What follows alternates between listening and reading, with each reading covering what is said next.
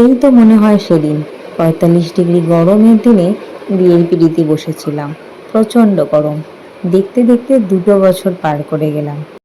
আর আজ হলো আমাদের ২য় বছরের বিবাহবার্ষিকী।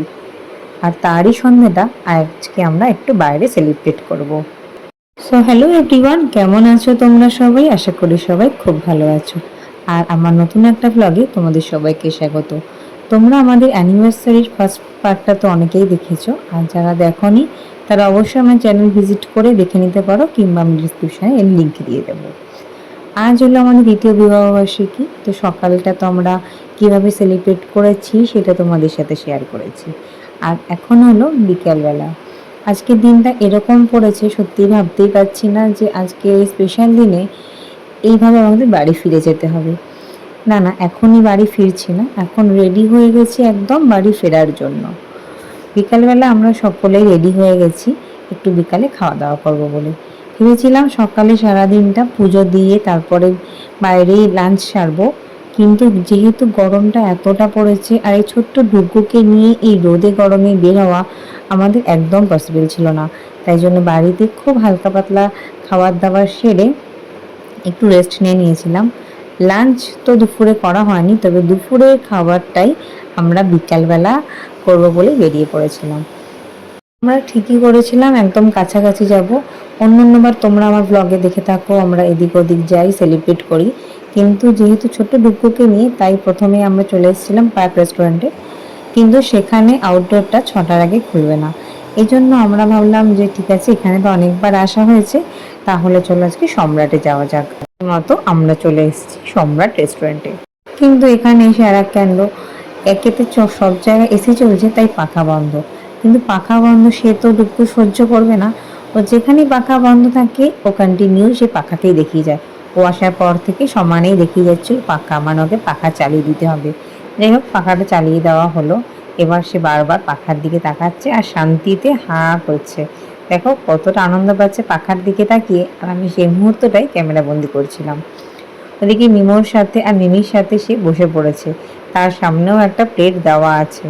অন্যবার সব সময় আমরা রেস্টুরেন্টে গেলে ওর মিমোই মেনু ডিসাইড করে, আর এবার ওকে দেওয়া হলো মেনু কার্ড যে ও কী খায়। যাই হোক, ওকে খানিকক্ষণ নিয়ে বসার পর ও একটুখানি দুষ্টুমি করছিল, মানে ও একটুকু বসতে চাইছিল না। তাই জন্য ওর মিমো একবার এই দিক ঘোরাচ্ছে, একবার ওই দিক ঘোরাচ্ছে। তারপর বাবাই আর মিমো মিলে একটু পাশে চলে এসেছিলো আর সেখানে এই ওয়াল ফ্যানটা চালিয়ে দিয়েছিল। ওই যে বললাম, ফ্যান যদি ও দেখে চলছে তাহলে ও নিশ্চিন্তে থাকে, আর যেখানেই দেখে ও ফ্যান বন্ধ আছে ও খুব কান্নাকাটি করে ফ্যান চালিয়ে দেওয়ার জন্য। ওকে নিয়ে ঘোরাঘুরি করতে করতে আমাদের ফার্স্ট স্ন্যাক্স চলে এসছে, যেটা আমরা অর্ডার করেছিলাম ফিশ ফিঙ্গার, সাথে স্যালাড আর সস আছে। এদিকে ওকে যেখানেই নিয়ে যাওয়া হোক না কেন সবাই ওকে আদর করতে চায়, কিন্তু ওর মন ইচ্ছা মতো ও যখন যার কাছে যাবে তো যায়। এর আগেও যখন ও ছোটো ছিল, ওর বয়স তখন 3 মাস, তখন ওকে ফার্স্ট রেস্টুরেন্টে নিয়ে যাওয়া হয়, আর সেখানে ও এক মিমির সাথে সারাক্ষণ ঘোরে। আর আজকেও তার অন্যথা হলো না, এই আঙ্কেলের সাথে বেশ কিছুটা সময় ও স্পেন্ড করেছিল। এখন সে বাবাইয়ের সাথে বসে পড়েছে, বাবাইয়ের সাথে বসে খাচ্ছে ফিশ ফিঙ্গার। বাবাইয়ের সাথে বসে খেলেও মিমো তোকে খাওয়াবেই, কারণ মিমো যাই খাক না কেন, সে যতই বড়দের খাবার হোক মিমো ওকে একবার টেস্ট করায়, আর সব সময় বলে যে ওকে এখন থেকেই বড়দের খাবার অভ্যাস করতে হবে।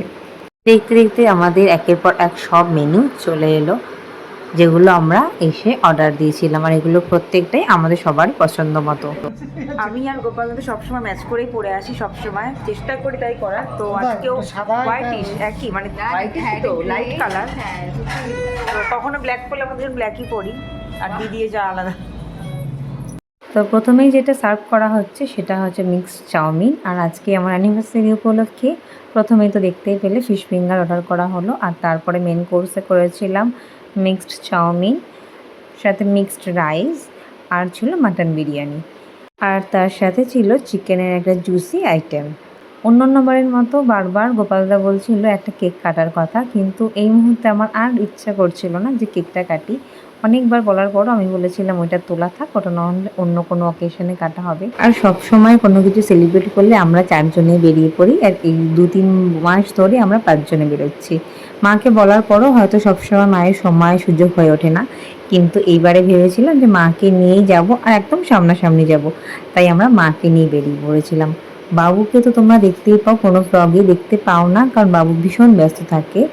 আর এই আজকের দিনটার জন্য মানে আমার অ্যানিভার্সারি সকালে অনেক রাজি করানোর পর, মানে অনেক রাজি সেভাবে করাতে হয়নি, একবার বলার পরই বাবু রাজি হয়ে গেছিলো, তো সেই জন্য সেই দিনটার সকালটা আমরা বাবুকে নিয়েই পালন করতে পেরেছিলাম। আর যে সুন্দর হোয়াইট ড্রেসটা তোমরা আমাকে পরে থাকতে দেখলে, এটা আমাকে দিয়েছে দিদি, আর এটা আমি মিশো থেকে নিয়েছি। এর লিঙ্ক আমি দিয়ে দেবো, তোমরা অবশ্যই পারচেস করতে পারো। আমার তো ভীষণ পছন্দ হয়েছিল, আর রিভিউ দেখে মনে হয়েছিল একটা অর্ডার করি। আর বেশ এই গরমে ভীষণ কমফোর্টেবল একটা ড্রেস। তো যাই হোক, খাওয়া দাওয়া শেষ করে আমরা আস্তে আস্তে বেরিয়ে পড়লাম, কারণ ওই যে আজকে আমাকে বাড়ি ফিরতে হবে, এমন একটা দিনে পড়েছিল আমার অ্যানিভার্সারিটা, যে সেই দিন যে বাড়ি ফিরে আসবো সেই ইচ্ছাটুকু ছিল না, কিন্তু কিছু করার নেই, বাড়ি যে ফিরতেই হবে। আর একজন মিমোর কোল থেকে কিছুতেই নামবে না, তো ও মিমা বললো ঠিক আছে চল তোদেরকে স্টেশন অবধি দিয়ে আসি। ও সেই মিমোর কোলে করে চলে এলো স্টেশন, আর ওর মিমি আর দিম্মা নিচে দাঁড়িয়ে আছে।